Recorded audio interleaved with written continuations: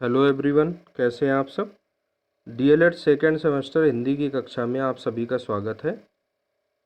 कल हम लोगों ने समास और समास के भेद पढ़े थे, जिसके रिवीजन के तौर पर हमने थोड़ा सा होमवर्क आप लोगों के लिए दिया है। इस होमवर्क को आप लोग करिए और उसके बाद फिर पढ़ते हैं अगला चैप्टर। तो कुछ शब्द दिए हुए हैं विग्रह के साथ में। इन विग्रह और शब्दों को पढ़ते हुए आप लोगों को समास बताना है।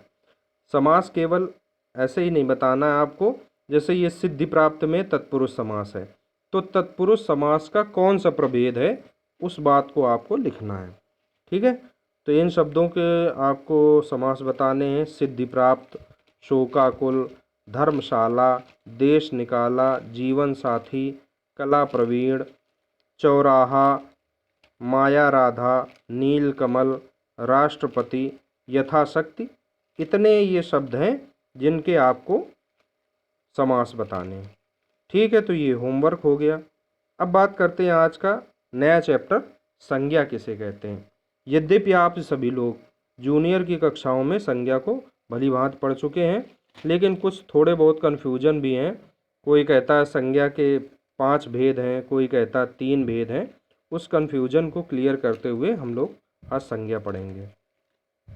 तो संज्ञा की परिभाषा क्या होती है। किसी व्यक्ति, वस्तु, स्थान, प्राणी और भाव के नाम को संज्ञा कहते हैं। इस प्रकार संज्ञा का अर्थ नाम होता है। संसार में जिसका भी अस्तित्व है, तो व्यवहारिक सुगमता के लिए उसका नाम हम कुछ न कुछ दे देते हैं। तो इस प्रकार से जितने भी नाम हैं वो सब संज्ञा हैं। चाहे वो वस्तुओं के नाम हो, चाहे पदार्थों के नाम हो, चाहे अवस्थाओं के नाम हो, चाहे भावों के नाम हो, सब के सब संज्ञा हैं। ठीक है, अब बात करते हैं संज्ञा के भेद। तो संज्ञा के प्रमुख रूप से 3 भेद हैं। व्यक्तिवाचक संज्ञा, जातिवाचक संज्ञा और भाववाचक संज्ञा। व्यक्तिवाचक संज्ञा किसे कहते हैं।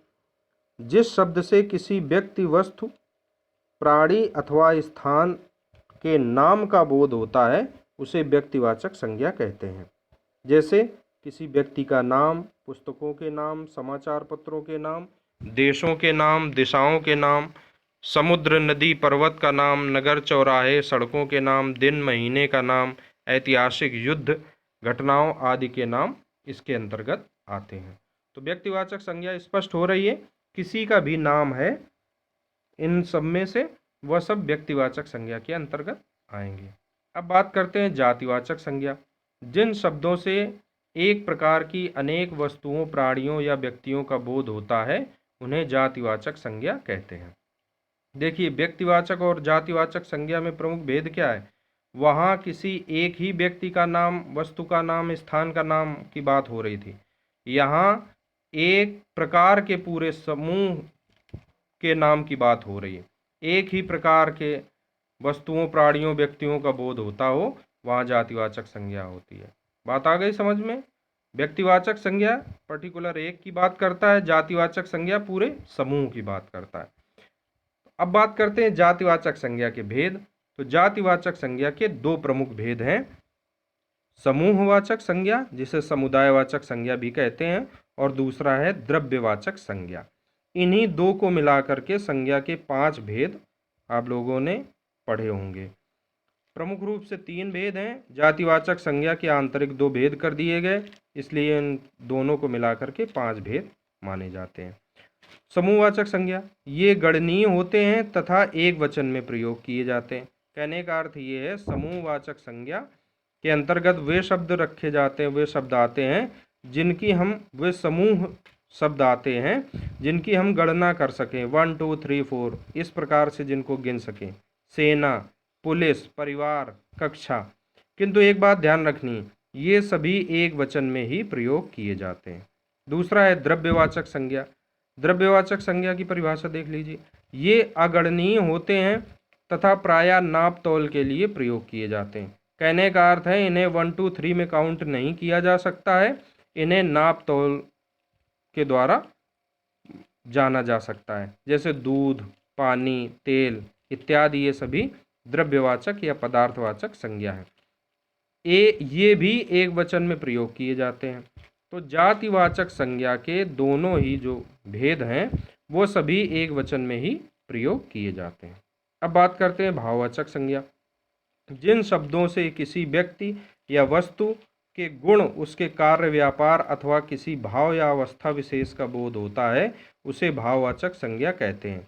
जैसे पौरुष, उत्साह, अच्छाई, बुराई, बुढ़ापा, लड़कपन आदि। उपयुक्त शब्द व्यक्ति या वस्तु के गुण, दोष या भाव अवस्था को बताता है। भाववाचक संज्ञा को और ढंग से देखने के लिए परिभाषा देख लीजिए। ऐसे शब्द जो आपको दिखाई ना दें। ऐसे शब्द, भाववाचक संज्ञा की परिभाषा क्या है? ऐसे शब्द जो आपको दिखाई न दे करके केवल महसूस होते हैं, वो हमेशा भाववाचक संज्ञा होते हैं। जैसे मानवता, बुढ़ापा, बुराई, ईमानदारी, ये सभी, क्रोध, ये सभी भाववाचक संज्ञा के उदाहरण हैं। संज्ञा सर्वनाम विशेषण में प्रत्यय जोड़ने पर संज्ञा भाववाचक संज्ञा बनती है। ठीक है, जैसे कि हम एक उदाहरण से समझेंगे इसको। जैसे मानव शब्द है, मानव शब्द संज्ञा है, इसमें हम ता अगर प्रत्यय लगा देंगे तो शब्द बनेगा मानवता, और ये मानवता क्या हो जाएगी? आपकी भाववाचक संज्ञा हो जाएगी। तो दोस्तों, ये था संज्ञा और संज्ञा के प्रभेद चैप्टर जो आपका संपन्न होता है। अब बात करते हैं सर्वनाम की। सर्वनाम किसे कहते हैं? सर्वनाम शब्द दो शब्दों के मिलने से बना होता है। इसमें सर्व और नाम दो शब्दों से मिलकर के सर्वनाम शब्द बना हुआ है। सर्व का अर्थ होता है सभी और नाम का अर्थ होता है नाम, अर्थात सभी का नाम। सर्वनाम का अर्थ क्या हुआ? सभी का नाम।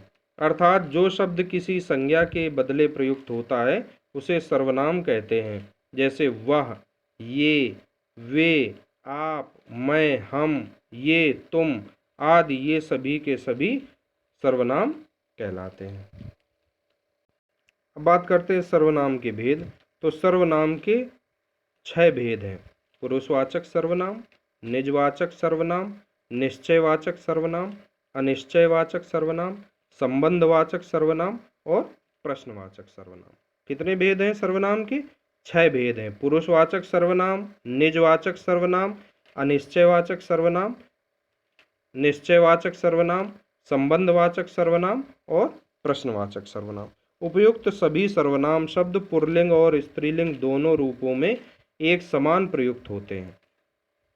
संबोधन में सर्वनाम शब्द का प्रयोग नहीं होता है। इन बातों को भी शिक्षण के दौरान बच्चों को स्पष्ट कर देना चाहिए।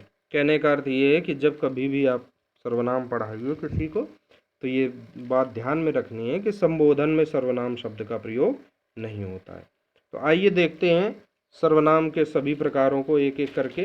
तो सबसे पहला जो प्रभेद है वो है पुरुषवाचक सर्वनाम। संज्ञा के स्थान पर प्रयुक्त होने वाले वे शब्द जिन्हें वक्ता अपने लिए प्रयोग करता है या सुनने वाले के लिए प्रयोग करता है, अथवा जिसका प्रयोग बोलने वाला या सुनने वाला किसी अन्य व्यक्ति के लिए करता है, ये सर्वनाम पुरुषवाचक सर्वनाम कहलाते हैं। हिंदी व्याकरण में 3 पुरुष हैं: उत्तम पुरुष, मध्यम पुरुष, अन्य पुरुष। उत्तम पुरुष मैं, मध्यम पुरुष तुम, अन्य पुरुष वह। अर्थात ये तीनों ही सर्वनाम, ये तीनों ही शब्द पुरुषवाचक सर्वनाम के उदाहरण हैं। ठीक है, हो गया पुरुषवाचक सर्वनाम। अब बात करते हैं निजवाचक सर्वनाम। जिन सार्वनामिक शब्दों से अपनापन का बोध होता है उन्हें निजवाचक सर्वनाम कहते हैं। स्वयं, अपने आप, खुद, ये सभी निजवाचक सर्वनाम के उदाहरण हैं। जैसे तुम स्वयं ही वहाँ चले गए, वह स्वयं सभी कार्य करता है, अपने बड़ों का आदर कर, तो अपने शब्द पे निजवाचक सर्वनाम। वह खुद, आजकल वह अपने को सुधार रहा है। मतलब जिन सार्वनामिक शब्दों से अपनापन का बोध होता है वह निजवाचक सर्वनाम कहलाते हैं। निश्चयवाचक सर्वनाम। जिन सर्वनाम शब्दों का प्रयोग किसी निश्चित वस्तु, व्यक्ति का बोध कराने के लिए किया जाता है वे निश्चयवाचक सर्वनाम कहलाते हैं। जैसे यह, वह, यह कल घर जाएगा, वह हमेशा पढ़ता है। निश्चित है, इसकी बात हो रही है या उसकी बात हो रही है। ठीक, ये निश्चित है, इसलिए यहाँ पर निश्चयवाचक सर्वनाम होगा। अब बात करते हैं अनिश्चयवाचक सर्वनाम। जिस सर्वनाम से किसी निश्चित व्यक्ति या वस्तु का बोध न होता हो उसे अनिश्चयवाचक सर्वनाम कहते हैं। तो निश्चयवाचक अनिश्चयवाचक दोनों ही सर्वनाम एक दूसरे के विपरीत हैं। ज़्यादा इसमें ध्यान देने की ज़रूरत नहीं, बस एक बात का ध्यान रखना है कि निश्चयवाचक सर्वनाम और अनिश्चयवाचक सर्वनाम एक दूसरे के विपरीत है। वहाँ निश्चित है और यहाँ अनिश्चित है। तो जिस सर्वनाम से किसी निश्चित व्यक्ति या वस्तु का बोध न होता हो उसे अनिश्चयवाचक सर्वनाम कहते हैं। जैसे कुछ, कोई। मुझे कोई नहीं मिला, उसके भोजन के लिए कुछ लेते आओ। निश्चित नहीं है, पता नहीं क्या ले आए भोजन के लिए। मुझे कोई नहीं मिला, गए थे वहाँ कोई मिला ही नहीं। कोई का मतलब कोई भी नहीं, न टीचर मिले, न प्रिंसिपल मिले, न प्यून मिले। ठीक है, तो यहाँ पर अनिश्चयवाचक सर्वनाम होगा। संबंधवाचक सर्वनाम, जिस सर्वनाम से वाक्य में किसी दूसरे सर्वनाम के संबंध सूचित किया जाए उसे संबंधवाचक सर्वनाम कहते हैं। जैसे जो, सो, उसकी, जिसकी। वह कौन है जो इतना बोल रहा है, तो वह का संबंध किससे है? जो से। यहाँ वह शब्द बाद में लगना चाहिए लेकिन नहीं लगा, तो इसका संबंध क्या है? बात किसकी हो रही? वह जो बोल रहा है उसी की बात हो रही। वह किससे संबंधित है? जो से संबंधित। जो किससे संबंधित है? वह से संबंधित है। जो बोएगा सो काटेगा। सो किससे संबंधित है? जो से संबंधित है। जिसकी लाठी उसकी भैंस। उसकी शब्द किससे संबंधित है? जिसकी से संबंधित है। ये यही किताब है जिसे मोहन ने खरीदी थी। तो यही शब्द किससे संबंधित है? जिसे से संबंधित है। अतः यहाँ संबंध वाचक सर्वनाम होगा। सोहन अगला है आपका अंतिम सर्वनाम का प्रभेद, प्रश्नवाचक सर्वनाम। जिन सर्वनामों को प्रश्न करने के लिए प्रयोग किया जाता है उसे प्रश्नवाचक सर्वनाम कहते हैं। जैसे कौन, किसने, क्या आदि। कौन गा रहा है, तुम किसे बुला रहे हो, यह पत्र किसने लिखा, वह क्या लेने जा रहा है, ये सभी प्रश्नवाचक सर्वनाम कहलाते हैं। तो दोस्तों इस प्रकार से आज हमने पढ़ा संज्ञा किसे कहते हैं और संज्ञा के स्थान पर प्रयोग किए जाने वाले सर्वनाम किसे कहते हैं। संज्ञा के प्रभेद पढ़े और सर्वनाम के प्रभेद पढ़े। इन सभी को अच्छे से आप लोग एक बार देख लीजिए, इनके नोट्स बना लीजिए। संज्ञा, सर्वनाम, लिंग, वचन, ये सब हम आपको पढ़ाएंगे। आज संज्ञा सर्वनाम समाप्त हो गया है। कल हम आपको नया वीडियो लेकर आएंगे, कल कुछ नया बताएंगे। और ये ऐसी चीज़ें हैं कि ये एलिजिबिलिटी टेस्ट जितने भी हैं, चाहे जो भी आप टेस्ट देने जाएं, सब में संज्ञा, सर्वनाम, प्रत्यय, समास, इनसे प्रश्न जरूर आते हैं। इनको अच्छे ढंग से तैयार कर लीजिए। ये जीवन पर्यंत काम आने वाले हैं। ऐसा नहीं कि आपको डीएलएड केवल पास करवा के बस इनका काम ख़त्म। ये हमेशा आपके काम आएंगे, इसलिए इन्हें ध्यान से पढ़िए। बहुत बहुत धन्यवाद। मिलते हैं नए वीडियो के साथ कल। नमस्कार।